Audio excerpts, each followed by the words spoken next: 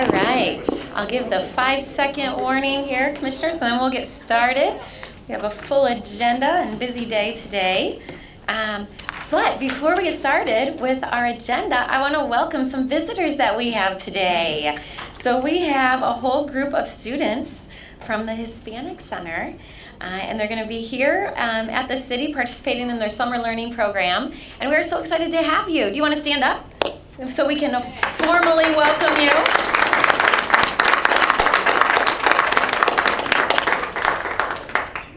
Welcome. We're glad to have you. Maybe afterwards, if we have a little bit of time and you have questions, some of us can answer those for you. Okay? All right, Commissioners, so let's get started on our agenda today. We'll start off with a resolution scheduling a work session of the City Commission to be held on August 7th from 2 to 5 p.m. And this will be for the purpose to talk about public safety. Can I get a motion? Support. All right, so Commissioners, we talked about this during the budget process. We want to dedicate some time to cover a number of public safety issues, including getting updates on some of the work that's being done, as well as take a deeper dive into the A3 that was presented by the chief during the budget process. And this should give us some singular time to be able to do that.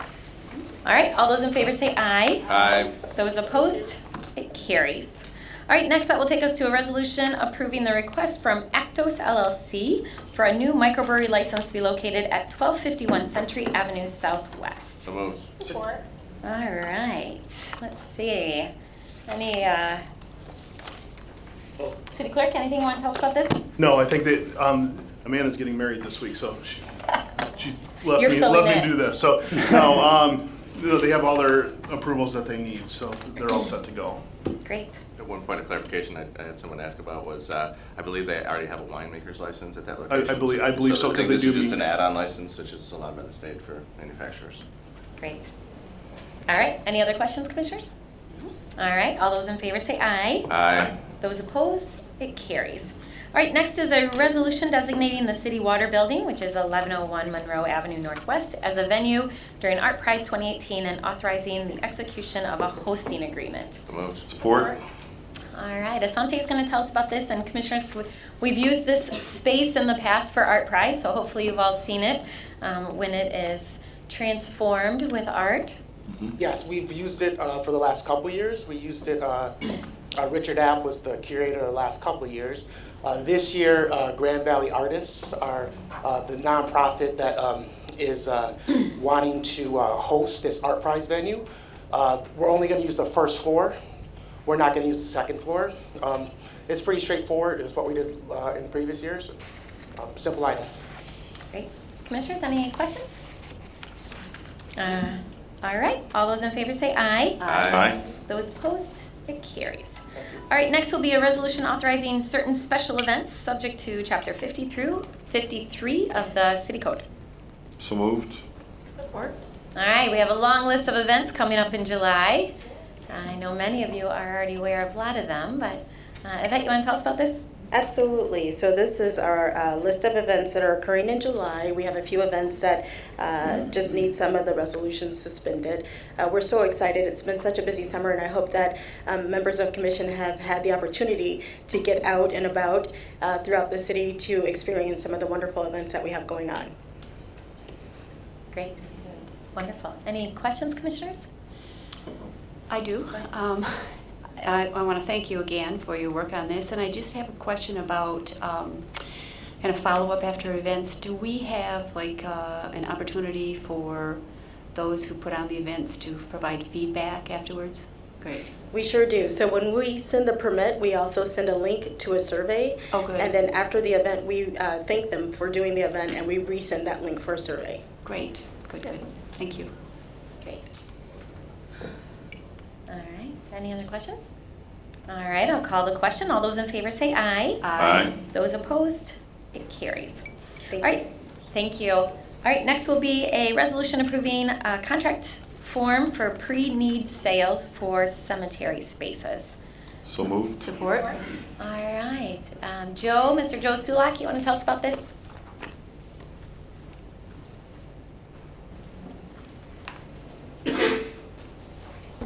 Good morning, Mayor. Mayor, Commissioners. We've been in the process of rewriting and updating the ordinance for cemeteries, and one of those components is a new contract agreement, which is basically a year contract, no interest, for people to do pre-need sales up to then. Up to this point, we've had contracts that didn't really have an end point, and thanks primarily to Laura Claypool's work, we've collected over $5,000 in back payments that we've needed. So we've cleaned up a lot of the financials for cemeteries, and so this is a way of us moving forward to have more of a set contract in place for pre-need sales. Great, thank you. All right, Commissioners, any questions about that? A lot of work being done in our cemeteries right now, which is great to see. Yeah. All right, I'll call the question then. All those in favor say aye. Aye. Those opposed? It carries. All right, thank you. All right, next that will take us to a resolution setting a public hearing for the draft bicycle action plan. Can I get a motion? Support? All right, thank you. So we have Ms. Bennett here to tell us about this. I lost my item, hang on. All right, so as we said, we're requesting the commission to approve of set a public hearing on August 14th to formally receive additional public comments on the draft bicycle action plan. The draft plan is currently out for review, and we have it open through August 17th, so a little time after that public hearing. They can send comments through the Mobile GR email. They can mail into our office at Mobile GR at 50 Ottawa Avenue, and then also call the 311 center, and they can certainly send comments through commissioners in the mayor's office, and those will get to us as well. We're providing different types of briefings to the DDA, the Mobile GR Commission, the City Planning Commission, Neighborhood Business Alliance, the DGRI Goal 3 Mobility Alliance throughout July and August, and we're happy to do that with other groups if there's other organizations that would want any type of presentation on it. And then we will be have official actions in September, our Vital Streets Commission in August 20th, because there are proposed changes to the mobile emphases, and then there's the DDA board meeting on September 12th, and then the Mobile GR Commission on September 13th. We have included the DDA because we've wrapped in the draft bike share feasibility plan and strategic business plan as an appendix to this item per your request. Bless you. All right, so Commissioners, this sets the public hearing. Hopefully all of us will have a chance to thoroughly read the plan as well and weigh in and give our feedback. Any questions or comments about this? Glad to see it move forward. All right. Go ahead. Interactive map where people can plug in and provide feedback based on the specific area in the map. So I think that was helpful for those who may not be able to make it to the public hearing. Thanks for adding that. Yeah. So Commissioners, I think you get this a lot from city staff, but if you can help get the word out to your networks, because we really want to make sure the community knows about this, but also has an opportunity to weigh in before it comes back to us. And we can share some social media, like a graphic and input, so you can just immediately put that up. So that would be great. Okay. If you could, that would be helpful. Mm-hmm. And if that would include a link then? yes, it would include a link, and we want to try to share that out through different groups like the Neighborhood Community Associations group that Stacy Stout manages. Just get it out to as many people so they can be sharing through their channels. Good. Great. All right, thank you. Commissioners, any other questions on that? All right. Oh, someone's alarm's going off. Hopefully we're on track. All right, I'll call the question. All those in favor say aye. Aye. Those opposed? It carries. All right, next will be a resolution approving a Dash North Memo of Understanding with the Downtown Development Authority and Monroe North Tax Increment Finance Authority. So moved. Support. All right. Bless you. Mr. Naramore, you want to tell us about this? Yes, good morning, Mayor and Commissioners. Excuse me, I'm losing my voice here. So this is, we entered into our first memorandum of understanding with the DDA and the Monroe North TIFA back in 2012 for Dash North services when some original changes were made. Since that time, we've extended the hours of operation and kind of increased the frequency of the service. So previously in March, you approved an 18-month extension to kind of clear up some of the finances previously.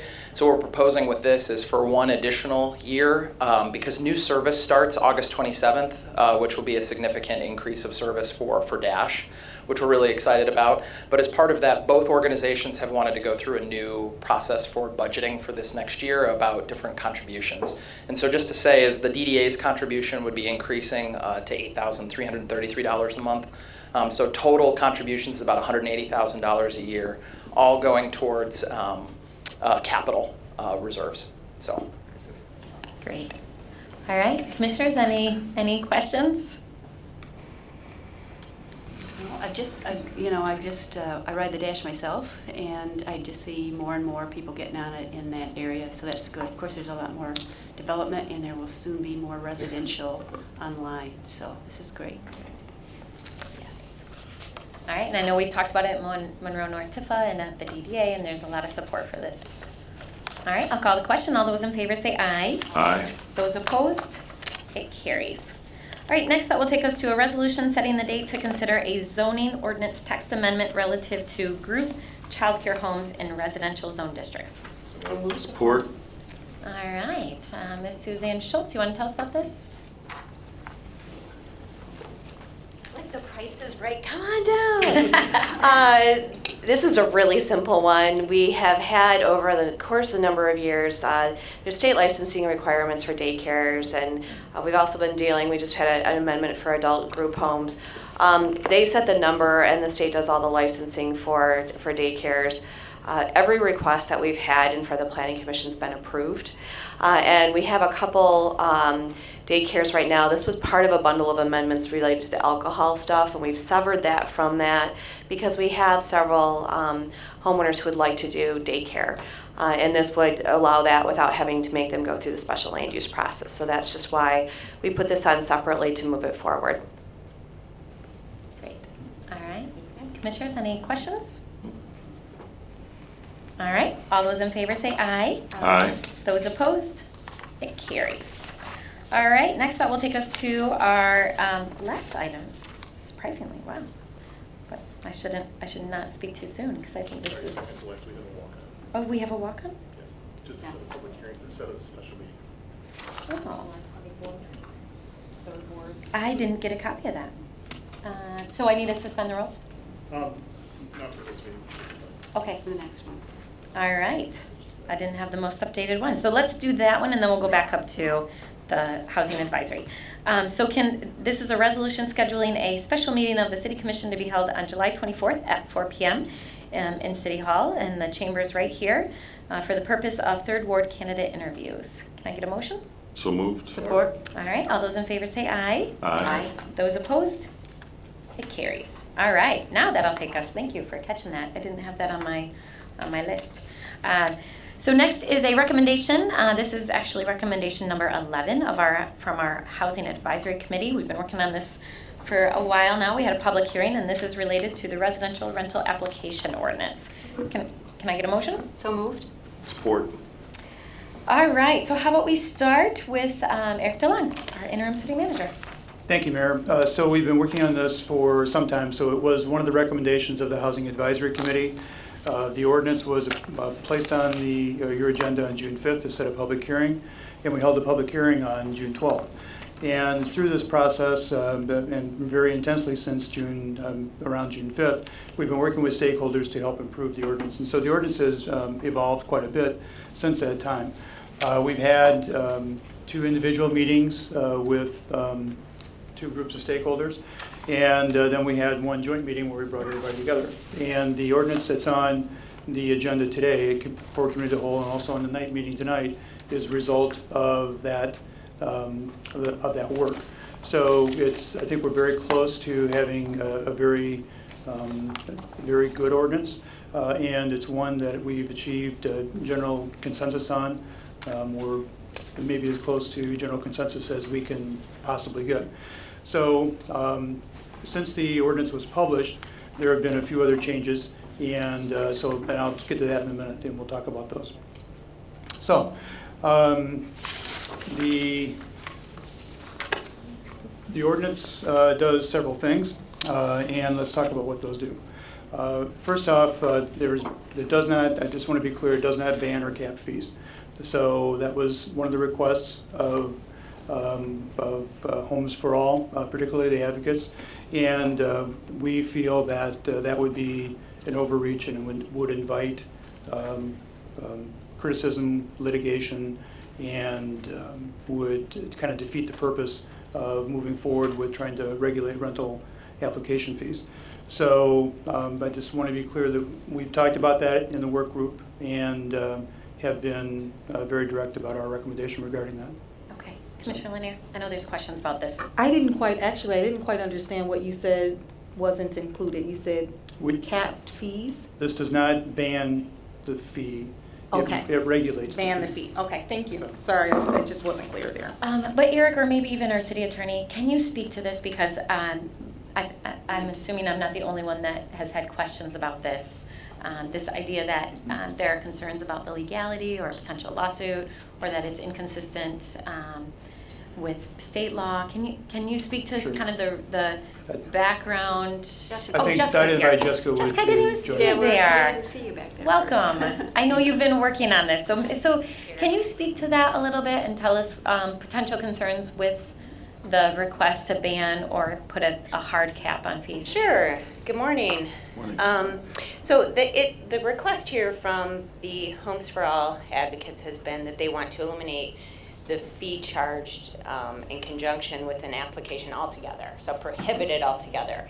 And so without launching into sort of a legal opinion here publicly, suffice it to say that that would certainly entail some legal risk in terms of the limits of how much we can regulate somebody's contractual ability, if that makes sense. So it's not to say you couldn't do it, it's risky to do it, okay? That being said, we think that we've really narrowed down in this version of the ordinance the amount of fees that somebody can charge. And if you delve into this version, I can honestly say that every word of this version of this ordinance before you is intentional, has meaning, and resulted from hours of collaboration. So, so to speak to the fee for a minute, not to go on beyond the scope of your question, Mayor, but the fee now in this version is not allowed to exceed the actual cost of the screening process.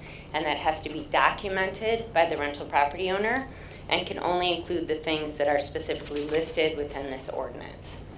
So in other words, it can't just be a random fee for a high amount. It has to be justified, and if anybody feels like they were charged more than the actual cost for screening, which do vary quite a bit, we learned, then they can file a complaint pursuant to this ordinance. So we stopped just short of banning or capping the ordinance altogether.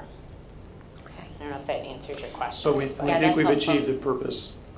Right, and with some consensus. I mean, as Eric indicated, this is a result of lots of conversations about this and the best outcome long-term. That's not to say that you couldn't do it. You can, just so you know the risks, so.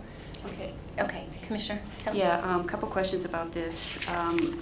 When you say we're concerned about a lawsuit, do we also have to have a concern that if we were to ban the fee, that the state might intervene? I mean, we've seen that, for example, with rent control, and just in case we're thinking about plastic bags.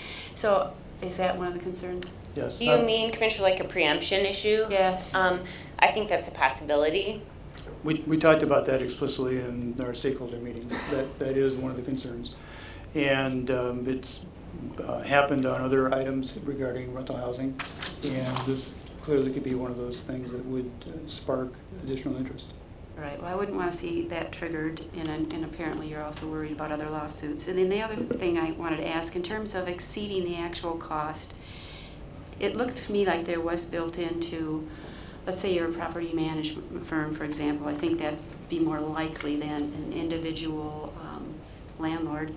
Administration fees, is there any way to, is that a possibility in terms of inflation of a cost? Definitely, and if you look at this version, section 4, subsection 4 on page 2 of this version, we really focused on this particular concern. Application fees for rental properties shall not exceed the actual cost of the screening process, which may include national, state, and/or local criminal background checks, etc. We go on to say, though, that application fees shall not include administration fees. So that's right. That developed out of discussions. But with they the do. exception of actual reasonable costs necessarily incurred to check rental history and employment verification. That resulted from a great deal of negotiation between the two sides, just so you know, those two exceptions to the ban on including administrative fees. Can you elaborate on that? I mean, how do we ensure that again, isn't inflated? Is there'll be required some documentation, or? We do require documentation. If anybody believes that they were, first of all, the landlord has to provide an itemized list of what it is that they're doing and what they're charging the fee for. Okay. So right at the outset, that would be transparent.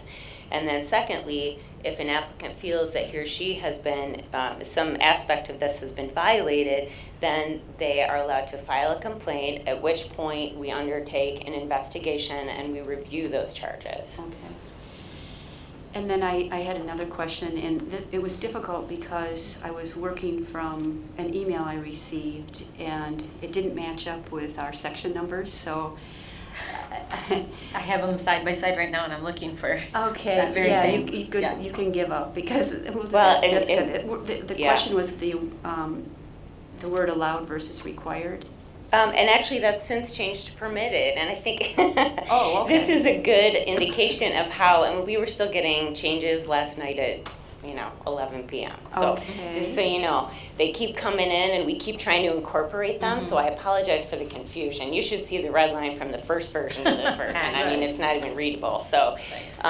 So, sure, let's talk about that section for a minute. So, that particular change might seem insignificant, but I don't think it is. We had some tension there in terms of negotiating that word. Okay.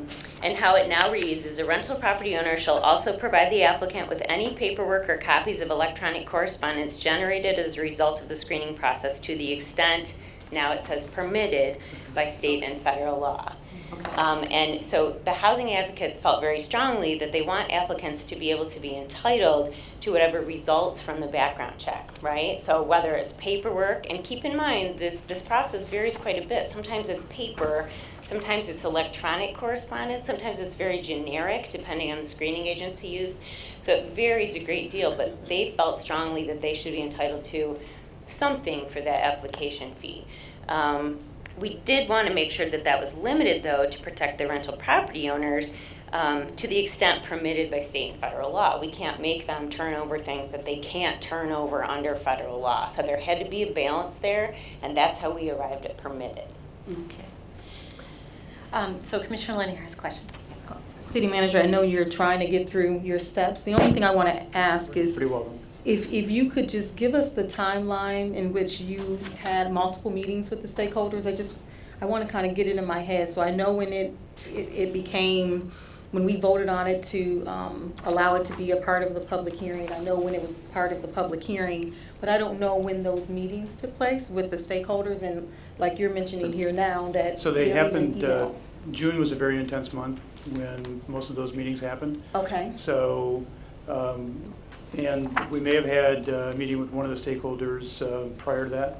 So, but we had consistent meetings. The final part of the process was, getting to the end where we could get to this joint meeting, which happened, I think, June Last week? 26th or something like that. Yeah. So it happened rather recently. Thursday before the 4th of July, I think. Okay.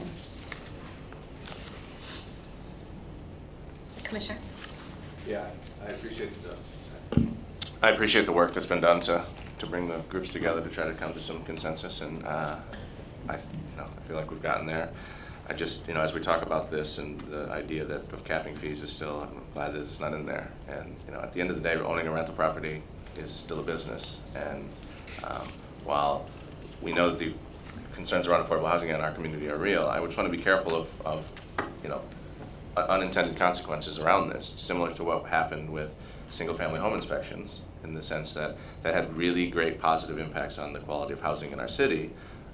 When certain things go above and beyond what should necessarily be required, often can have negative consequences on the ultimate affordability of those properties. And so, at the end of the day, when you're running a rental property business that is your livelihood and income, you have to pay your bills, you have to be able to pay the mortgage on that property, you have to create a return on your investment that's at an acceptable level. And so if we put a cap on a fee in one regard, it may cause the rent to go up on the back end, which then has another negative consequence. And so I'm glad that we did not put a cap in here, for the fact that if you cap something on the low end, it could have real negative consequences on the back end of that, of how a property rental property business is operated. So. Okay. So are there any more questions? Preliminary questions? Otherwise, go ahead. I have some more summary information. Okay. And then we can get to the changes that we have in front of you here. Okay. All right, thank you. So as we talked about, we've talked about what can be included in the application fee. And what we think we've done here together is provide a framework for mutual expectations between landlords and applicants. So everybody should know the playing field and have good information about how that works. We provided sanctions and penalties for not complying with the ordinance, and the fines initially were, as you recall, I think 50, 100, and 200. And now in the ordinance that is on your night agenda, the fines are set at 100, 200, and 1,000, although there are still potentially questions about that. So, but they're a significant deterrent to bad behavior and should encourage good behavior, which is really what we're all about here anyway, is trying to set up a framework for good behavior. They require a strong disclosure statement. So right now, there's a vacuum in this space. There are no requirements for disclosing anything. This would require now a disclosure statement that would have all the fees listed on it, and would also talk about applicants' rights in that application.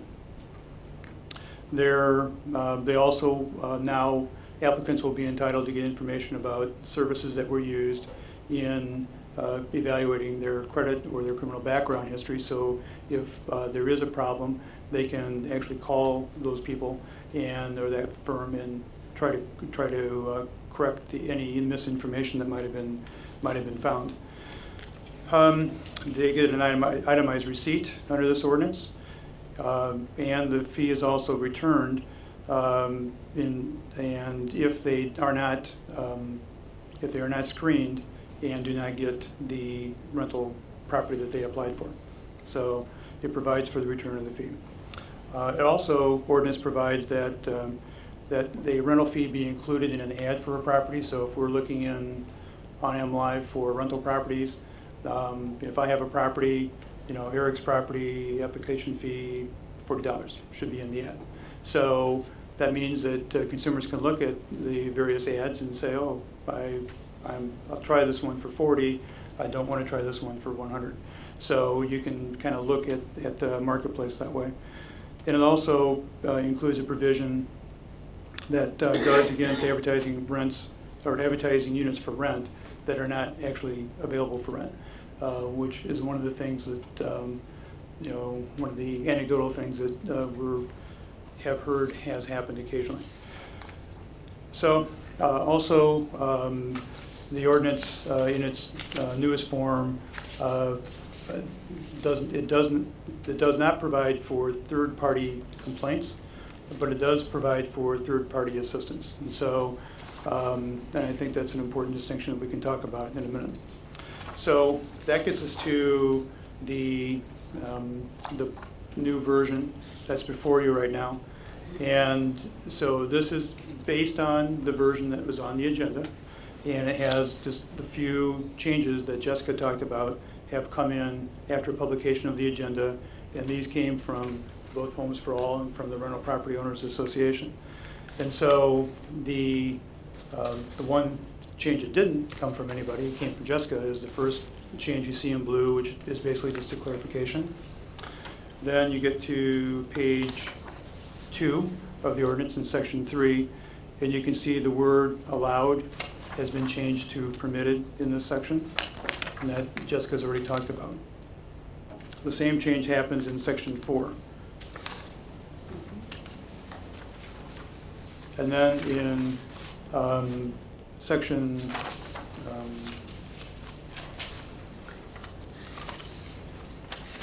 4.1,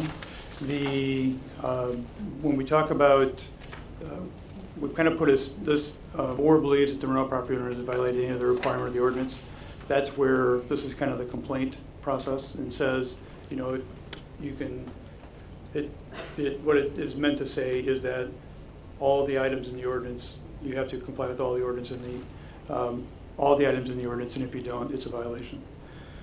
And then the final change is, I guess there's 2 last changes. So we've put in the time frame for when the return has to happen. So before it was, you can see it was dated. It was from the date of the application, which could be a long time before any decisions are made. And so we've now dated 14 days from the time that a decision is actually made about a particular rental application. And then finally, one thing that we're working on is that in order to implement this, we need some time to prepare. And so, you know, I think rental property owners need to work to prepare the disclosure statement, or make sure they have that and that it meets the requirements of the ordinance. And we have to prepare to accept complaints and to investigate any complaints that might arise and do a good job of that. So what we're recommending is an effective date of November 7th, which is 120 days out, and we believe that will give us adequate time to prepare. So those are the changes that we suggest, and that's the story of the trail we've traveled together, and where we are. And I want to thank Homes for All for their advocacy and for their work with us, and also the Rental Property Owners Association for engaging. Both of them have been good partners, and the meetings have been very engaging and stimulating, and very, just very good. So I'm happy to be here and to be able to recommend this today. Commissioner? Thank you so much for that summary, and thank you for all of the work that you all have put into this, the countless meetings and hearing from folks that are on opposing sides of this issue. I am curious about a couple things. One of them is in section 4. Well, I don't know. I don't know if this is a subsection of that or not, but anyway. I know it's confusing, the numbering. Under return of fees, 1 and 2, it does not include the same schedule that's on the next page for number 3, which is the fees would be returned within no more than 14 calendar days. Mm-hmm. So I'm curious to know why we don't have that language in those 2 bullets. And then my other question is tied to who can be screened. I know that for a couple years now we've been hearing concerns from citizens about how many application fees that they are required to pay. So for example, my husband, myself, and if I have an 18-year-old, you know, I'm paying for 3 people to be screened. And this ordinance at this point does not, in my opinion, share detail about who the rental property owner is allowed to screen or who they are not. So I'm curious to know if there had been any conversation about that during your multiple discussions, and what came from that. Yeah, there was discussion about that, and that was a question that came up. And Jessica, correct me if I don't recall this correctly, but if you're if you're party who is, in your example, the 3 persons you identified, if they are all going to be part of the lease, on the lease as being officially leased to, then it's appropriate for all of them to be evaluated. Okay. because their source of income, their job, all that kind of stuff is, rental history is relevant. If there's only one person, if you're the only person you're going to be the tenant, then you should be, the only one screened. So that's, I think, the difference, and just kind of think I've got that right. No, that sounds right. And actually, oddly, it did not become a point of contention, really. That didn't come up too much. I remember it being mentioned. But the thought was that it made pretty much sense that if whoever was going to be responsible for signing that lease and paying would be subject to screening. So is there any place in this ordinance that explicitly state that, so that it removes any confusion for It doesn't. tenants Nope, and nope. rental property owners? Nope, So I it- would propose that we add some language in there that defines who should be screened, and so anyone who's going to be co-signing the lease or signing the lease, they're limited to just that person being screened, if that's what you all kind of agree to. And is that already the practice, or is that already in law? I don't know if that's captured somewhere else. If we should use the same language, if it is somewhere else, we should We be could definitely consistent. mirror language to the extent that it exists in state law. Okay. Right, and I honestly don't know as a practical matter how much screening outside of the actual applicants occurs. I don't know that. We'd have to ask the landlords. Well, I that's a think practice. I we wouldn't could- send anyone to do any research. If you all have an agreement, I would just want it explicitly stated in the ordinance, so that, I wouldn't spend any more time on it. If it's understood that way, I would just want it added. So just to clarify, that those being screened are anyone signing the lease, essentially. Will be Just- on the actual Or subject lease. to the Subject screening. to, yeah. I support that. Commissioner Kelly? Well, just a word of caution about this, or a question, because I brought this up before, and I don't remember if it was at this table or to you two, but because we had a situation where mother and son were both questioned, and what I learned was that they were both going to sign the lease because, and we certainly see a lot of this now, the cost of the apartment was so high that they needed two incomes to be verified.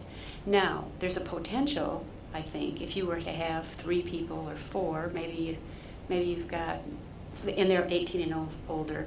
I don't know that, I don't want to set it up so that all of them have to be screened if 2 of them can cover the cost. You know what I mean? Because then we're setting up an opportunity as well for more profit making in terms of the pre-screening. So I'm not sure how we would manage that. If you did have, let's say you have a mother and father, you've screened them both, you've also got an 18-year-old, do you really need to screen that person too? Or maybe they're not even related.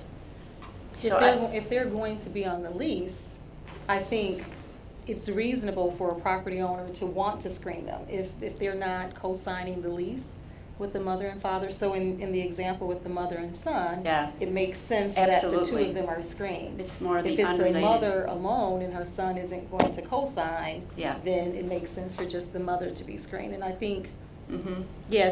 so that be the case too then with unrelated people? Let's say there's 3 college Whoever's roommates on and the only lease. 2, or is the landlord, maybe Clay can answer this, gonna want everybody on that lease? Or do we want everybody on that lease because we have a zoning requirement that there are no more than 4 people living in a unit? Unrelated people. well, People living in a unit. so let me say this, I'm not suggesting that every single person is screened, because I know I've spoken with a number of property owners, rental property owners, who personally do not screen all the time. Right. So I'm not requiring that they screen everyone. I'm just saying, in the event that they are going to screen, that it's limited to those who are signing the lease. Yeah. So it doesn't mean that they have to screen all 4 people if 4 people are signing the lease. It would be at their discretion, but at least no more than who's signing will be screened. I agree with that. Yeah. I also want to protect against extra fees to get everybody checked if it's not necessary. And I just don't know what the standard practice is like with a management company. But I don't think the protection, I don't think we can put anything in place to protect them from not screening people who are deciding to sign an agreement, a contract with them. I think we lose the opportunity to protect them from that because the property owner has rights too. Right. And they have a right to be able to screen. So I think what I'm hearing is we want to put limitations, but we want to also make sure that if the property owner doesn't feel the need to screen everyone that's going to be on the lease and they just want to do the primary, they can do that. Right. So we would be setting the limit, but of course within that the property owner could still choose not to screen Right. everyone. Yeah, I think like with- they're doing now. Like they're doing now. So I think Correct. that's where Exactly. it's not that it would force the property owner to screen everyone who Right. potentially is going to be on the lease. It just would limit it that no more than those individuals could be. So it still creates flexibility, but it also creates a limit that provides for the protection that you're talking about. Does that sound accurate? Yeah. I'm just trying to think of potential unintended consequences. That's right. I still think you could have that happen, but I don't know that we can protect everything. Yeah, it's not a requirement. It would just be a limit. And I think that we can address Commissioner Linier's concerns with just a little bit of wordsmithing that just says limited to anybody signing the lease and incorporate that in the definition. And I don't think we are then requiring them to do any additional screening. Okay. So just my. All right. Yeah. Good. Any other questions specific to that issue? So there was Commissioner Linier's timing question, oh, sorry. But there was Commissioner Linier's timing question as well. Sure. So, The return of fines too. Is that what you're speaking of? yep, So I saw where it said 14 days, calendar days in section 3, but in sections 1 and 2, it referenced returning fees. Well, no, in section 2 it referenced returning fees, but it does not also include the 14 days there. Right. And I'm just asking, why didn't we include that? And if we should consider including that in that section as well. Eric, if I could, can I address this? Yeah, go So ahead. this whole section was the result of a lot of conversation, just so you know. So especially the 30 versus the 14, and I know it's kind of confusing. So let's walk through it a little bit. So subsection 1 under return of fees is just sort of a general statement that this is what's going to happen, rental property owner, if you violate this. And also you have to return these fees in a situation where you haven't actually engaged in the screening process, or you have failed to document it sufficiently. So it's just sort of a general statement, I guess, warming you up for subsections 2 and 3.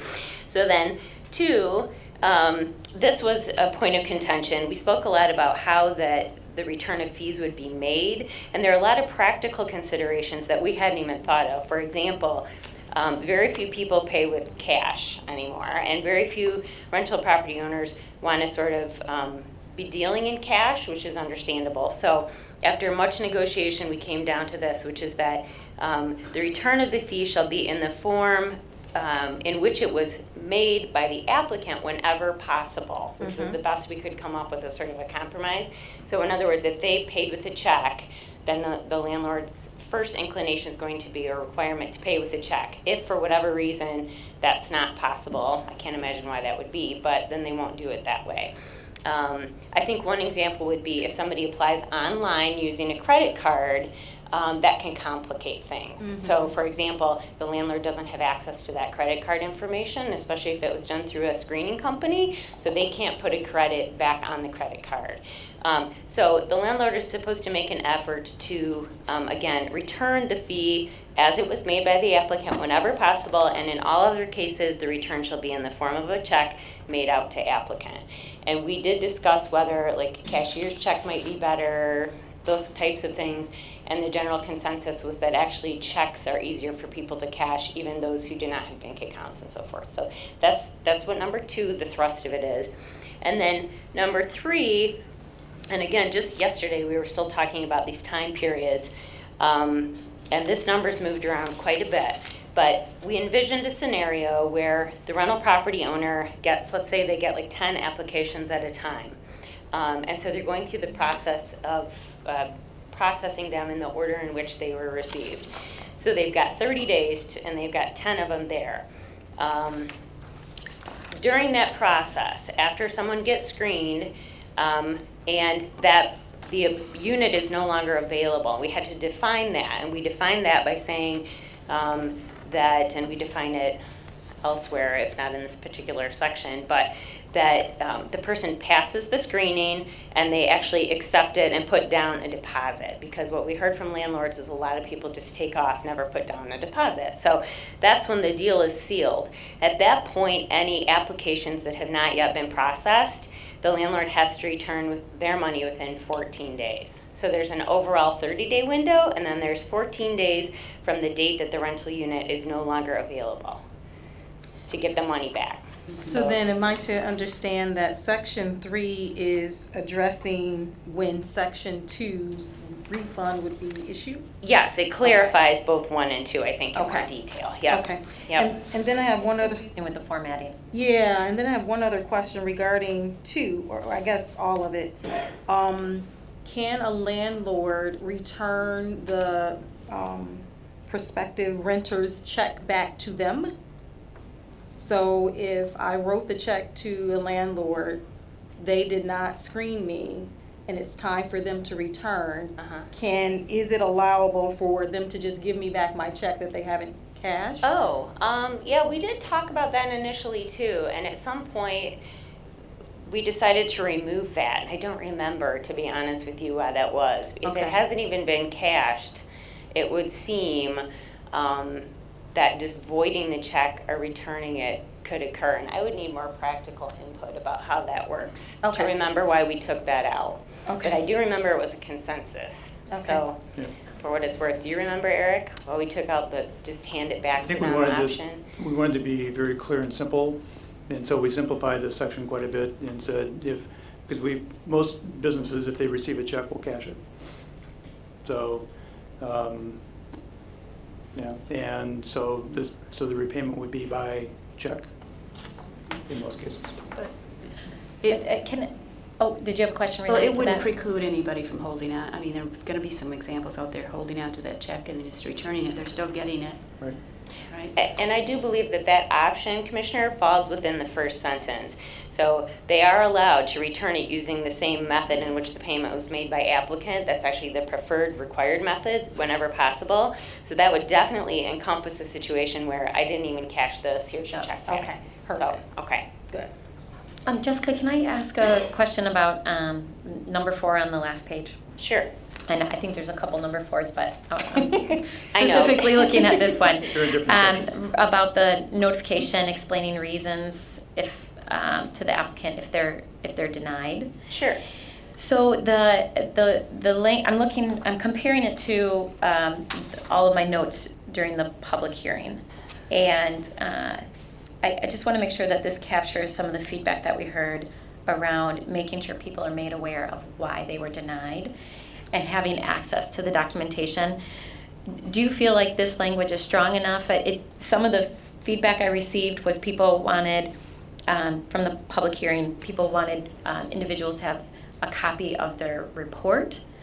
Does this provide that opportunity? Does it force it, or does it just have to be a summary of why an individual? I just want to make sure, so my ultimate goal, and I think this is what I heard during the public hearing, is that individuals wanted to make sure that they had the information to know exactly why they were denied so that they have the opportunity to fix it. Right. So I just want to make sure that this does that Sure, and I'm- meets that goal. Yep, I'm happy to speak to that because this was something we talked about a lot.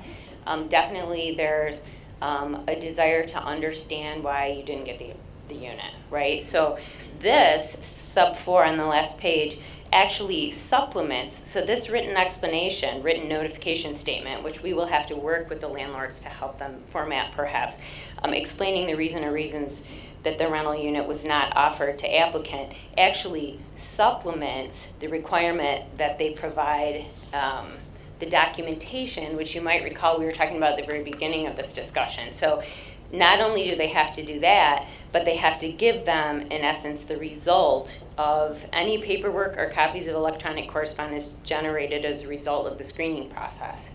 So when we went back, when we were talking about allowed versus required versus permitted by state and federal law, it's in there twice, and what it says is that the rental property owners need to provide them with that documentation, which should certainly help them understand why they were denied, because it's going to be right on that paperwork. Okay.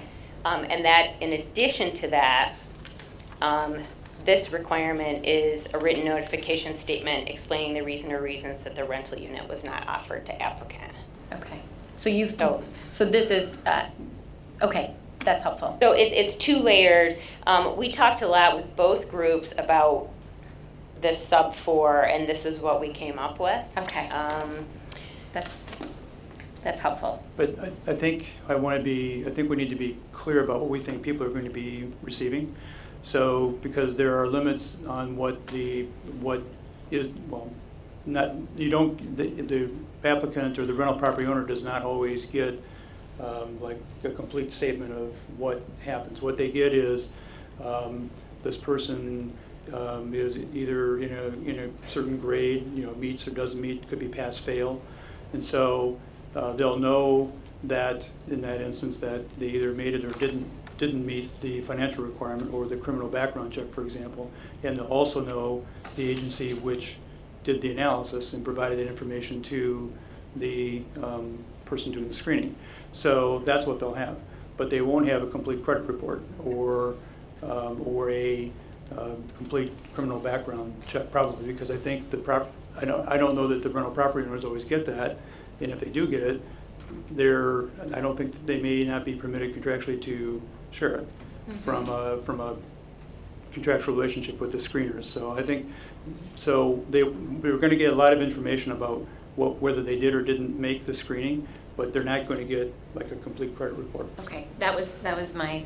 And Mayor, they'll also have contact information, as they're already required to get by federal law. They're supposed to get the name of the and a contact number for the agency who did the screening. And since it's their private information, they then can call and at least purportedly get more detailed information.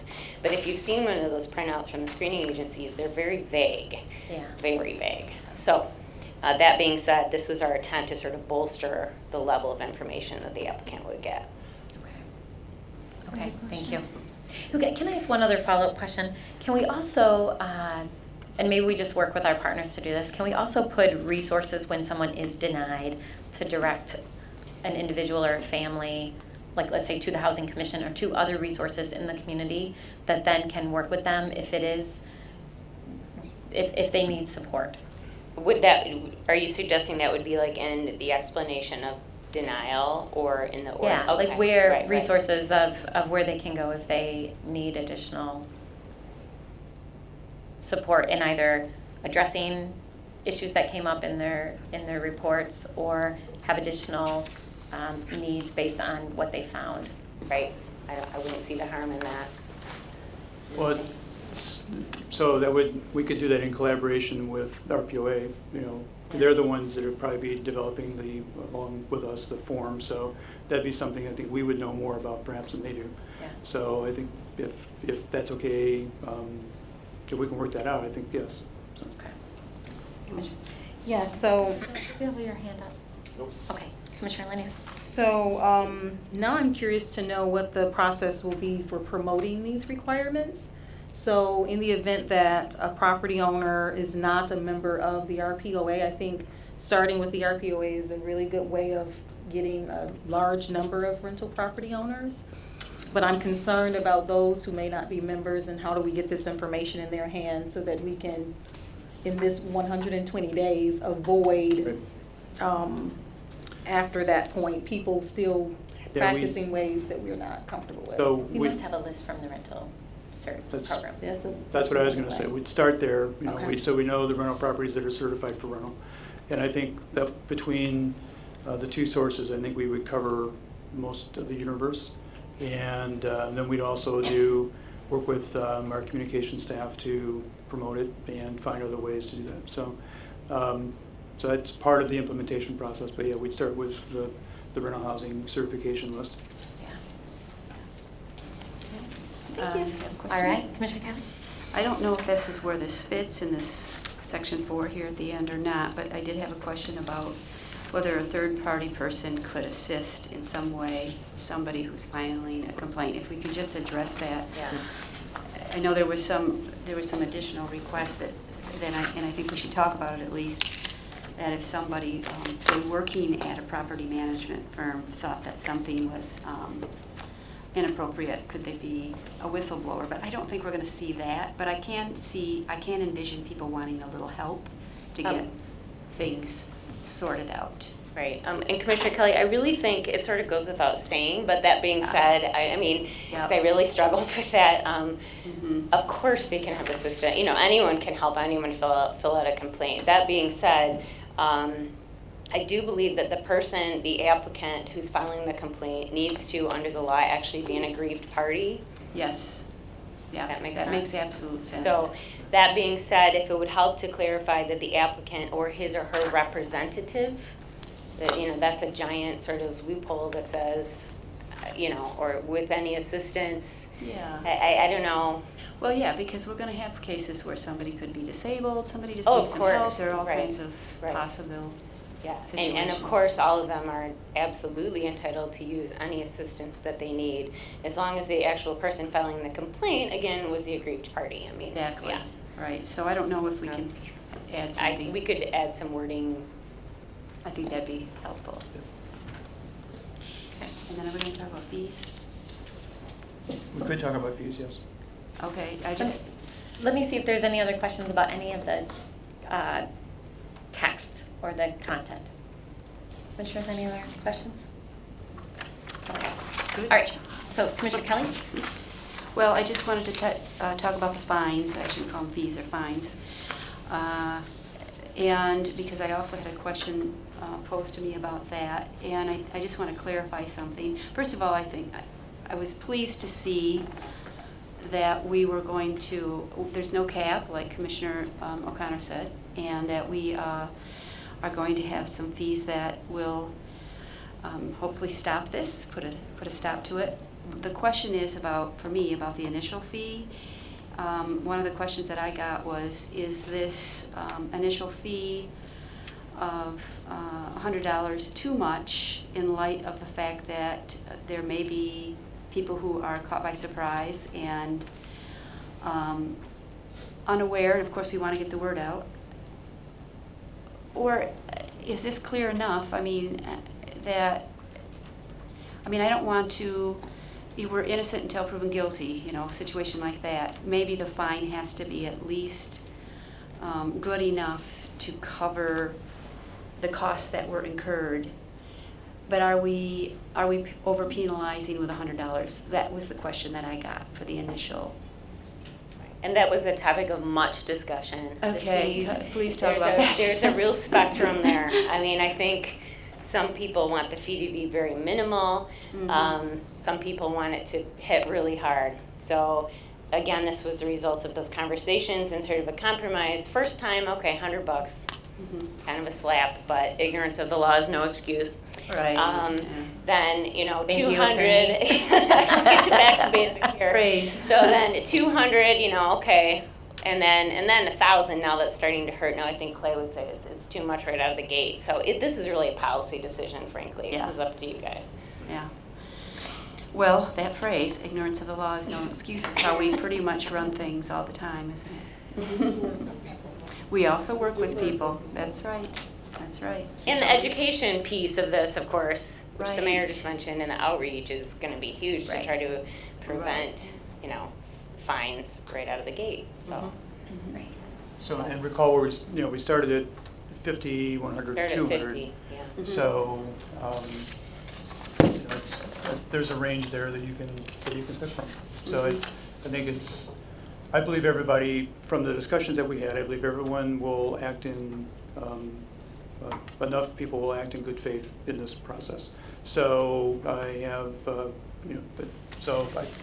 I'm hoping and kind of expecting that we'll get really good compliance and there'll be very few issues and we'll have improved this.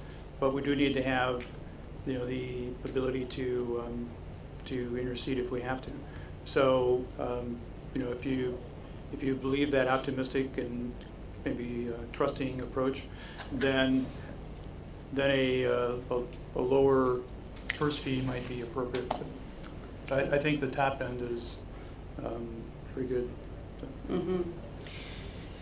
Well, Mayor, I just want to, again, we said this around this table, thank RPOA, thank Homes for All the hard work they did. I think that, in a perfect world, we'd love to ban the fees. It's, part of doing business, but we also don't want to be sued and have the state come down on us. So I think that this is, all this work is just so commendable. Thank you so much, staff, you, Jessica, and Eric, for all the work on this. This was a good process, the kind of process we like to see happen around here, where we have people who may disagree but then compromise. But I think this is hopefully going to address the problems that we have been hearing chronically for the last couple of years, because rents have gone up so much, and we certainly don't want to overburden people with something that is just really not fair, that's profit-making in some way. So thank you so much for your work, everyone. Yeah, thank you. Any other, Commissioner Jones? Yeah, I just want to say that I don't think there's such a thing as a perfect ordinance, and I think that I'll refrain, or I'll speak to the statement that Commissioner Lanier has made in the past, which is, when you have something in front of you in which neither party is totally pleased, it usually means it's a pretty good policy. And so I think one of the most important elements of this is, though, it really speaks to the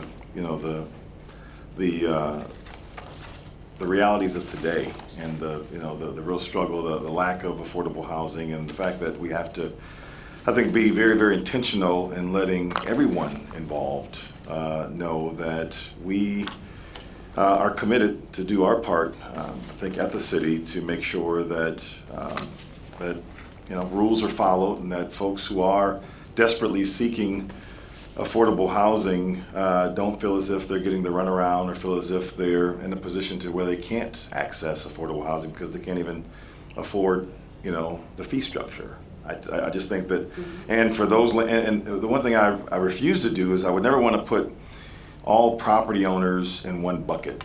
I think that's one of the tension points of this whole conversation is, people are quick to throw, property owners in the bucket of being slumlords and being individuals who have, limited integrity. I don't think that's fair. At the same time, I think that those who have not operated in a way that's fair, and they ought to be called out. They ought to be brought forward, and perhaps even to the extent of made an example of, because everybody needs to understand that we're in just very difficult times, and we don't have any time for any playing of games, and for folks who want to perhaps use the fees, the application fees, as a means of revenue generation. That is it's unacceptable. And so I think that we, again, ought to do our part around in particular around the space of oversight, and making sure that we're, again, for those who are going against this potential ordinance, that they be penalized appropriately, and hopefully they will get it'll be a very, very clear lesson that we're not going to stand for that type of behavior. Well said, Commissioner. I think on that, I will call the question. All those in favor say, this is on tonight's agenda. It's on tonight's agenda. But do we have to substitute the language that we had for the public hearing with this language? And we probably will, it sounds like we might have 3 more amendments. Correct. Right? So, that we talked about. So, we could So- have.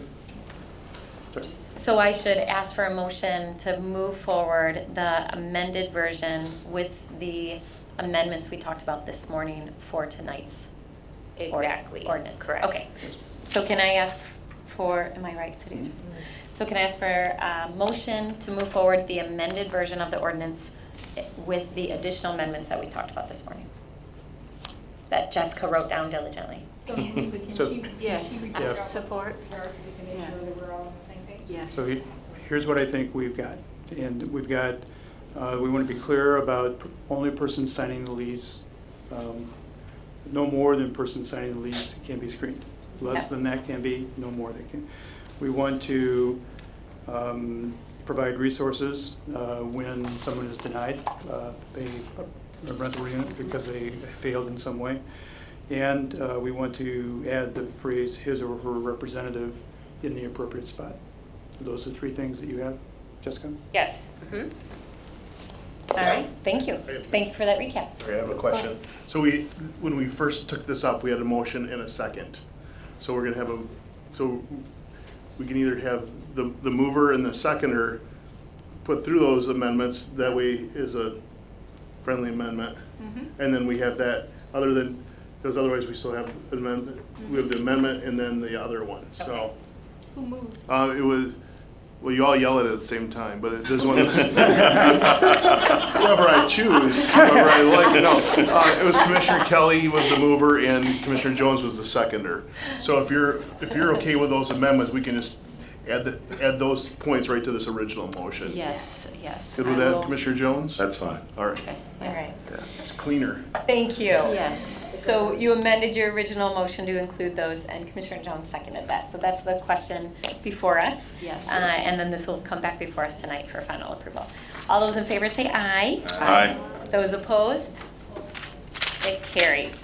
All right, so Commissioners, that takes us to the end of our agenda. We do have a number of additional meetings this afternoon. I know Civil Service meets this afternoon at 2 o'clock, and they're doing important work with that body. And then we also have the Third Ward first round interviews, subcommittee of the commission, and community members will be working on that. And then we're back in here at 7 p.m. for our evening meeting. We have a full agenda tonight, and it'll be the 5 of us.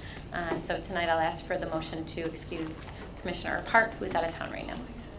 All right, any final questions? Mayor, can we do a pop quiz for the attentive kids from the Hispanic Center? I'm just teasing. Try to make sure you're still attentive. Good question, very good question. Enjoy the rest of your day here at City Hall, and with that, we're adjourned.